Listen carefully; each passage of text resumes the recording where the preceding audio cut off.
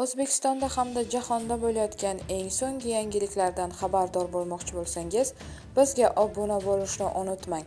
O'zbekistonliklarni qanday ob-havo kutmoqda? Assalomu alaykum aziz muxlis. Agarda bizning kanalimizda mehmon bo'lsangiz, bizga obuna bo'lishni hamda videolarimiz ostida bir dona like tugmasini bosib qo'yishni unutmang. 13-mart kuni kuzatilayotgan ob-havo ma'lumoti e'lon qilindi. Unga ko'ra Toshkent shahrida havo biroz bulutli bo'ladi. Yog'ingarchilik kutilmaydi. Harorat kechasi 7-9 daraja iliq, kunduzi esa 18-20 daraja iliq bo'ladi. Qoraqalpog'iston Respublikasi hamda Xorazm viloyatida havo biroz bulutli bo'ladi. Yog'ingarchilik kutilmaydi. Harorat kechasi 5 daraja iliq, kunduzi esa 10-15 daraja iliq bo'ladi.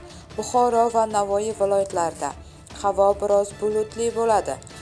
Yog'ingarchilik kutilmaydi. Harorat kechasi 2-7 daraja iliq, kunduzi esa 15-20 daraja iliq bo'ladi. Toshkent, Sirdaryo, Samarqand, Jizzax viloyatlarida havo biroz bulutli bo'ladi. Yog'ingarchilik kutilmaydi. Harorat kechasi 4-9 daraja iliq, kunduzi esa 15-20 daraja iliq bo'ladi.